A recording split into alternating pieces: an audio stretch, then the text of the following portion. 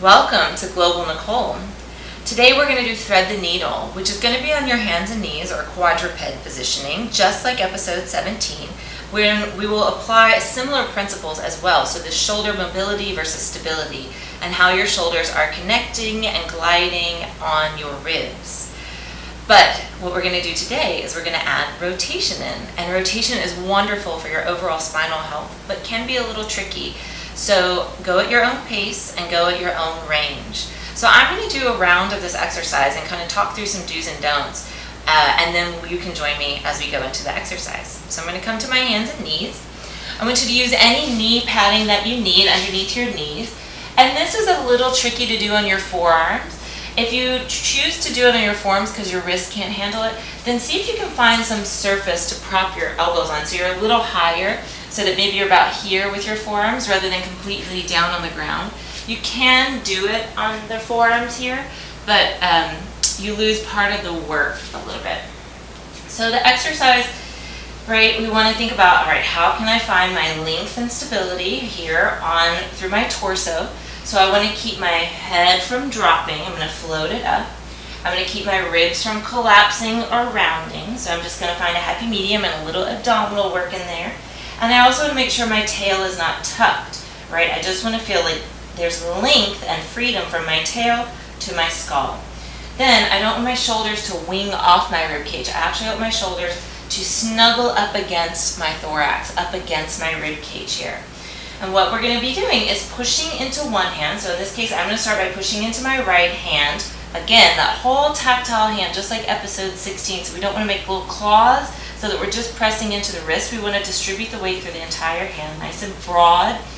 And I'm going to push to that right hand and get that shoulder blade on the right side to connect with my ribs as I push through the right arm and shoulder to open my ribs to the left. I'm going to reach the left arm up. This is a cheat to shift our body weight back here. So we're going to try and keep the weight shifted forward. And then I'm going to thread the needle by threading my left arm underneath my right arm, spiraling down and taking my head all the way next to this right hand. And then I'm going to push through this right hand so that my shoulder blade connects onto the ribs. My elbow is reaching out a little bit here. And I start to unwind and open all the way back up.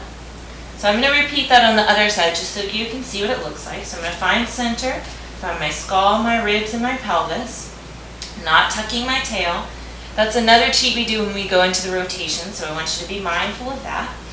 I'm going to see if I can lift my right arm up, and I'm just going to use a little cue here to get my shoulder blade on my rib cage, keeping my ribs up. And I'm going to push to that left arm so my shoulder starts to reach around my ribs, which makes my ribs rotate. And my right arm is going to open up. And then I'm going to keep my ribs with my left shoulder as I thread my right arm underneath, taking my head all the way down next to my hand. So if I go back here, I know I've cheated a little bit and I've lost out on some of the fun work that's involved in this. Then I'm going to get the shoulder to rib cage connection on the left side, push into that hand, and start to come all the way out of that. So go ahead and get into position, and we'll do 3 times on one side and 3 times on the other side together. So just wiggle around, find your positioning, find your alignment, making sure your head's not dragging, your tail's not tucking, your ribs aren't arching or curling too much. There's a little abdominal engagement. Let's push through our right hand, reach our left arm out to the left, and continue to push through that right arm as you open up to the left, again going at your own range and your own pace. Then threading the left arm underneath the right as you bend your right elbow out to the side. Breathing there. On your exhale, push into the right hand, draw the belly in and up, the ribs up, opening up the left arm. Threading that arm again. Thread the needle underneath that right arm. Breathing there. As you exhale, press into the right hand. My abdominals queued up. My right shoulder blade is wrapping and reaching to move my ribs so they're moving together. And then one more. Reaching underneath. And then pressing and widening there. And let's do it on the other side. Both hands come down. Finding that shoulder blade to rib connection here. reaching the right arm out to the right, pressing through that left hand, not just the wrist, but the whole hand pressing down to open you up to the right. Then threading the right arm underneath the left, head in line with the hand, breathing in there.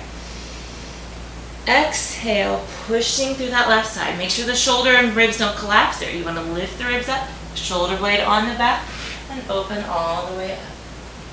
And then threading again. Letting it rest. Exhale, finding that support of your shoulders and your ribs as you unravel. Last one.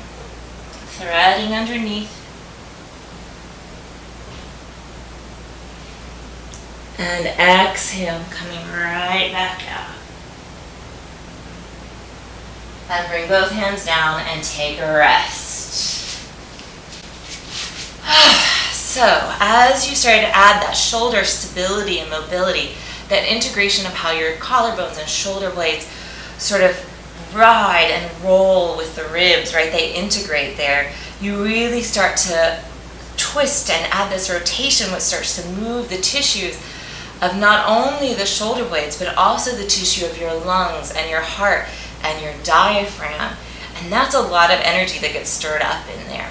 So I want to ask you, how do you feel now after doing that? Do you feel a little stronger, a little freer, and a little more fluid? Right? We want to know that we can get that twisting going to help open us into a more vertical alignment and a little bit more fluidity with strength. So let me know in the comments below.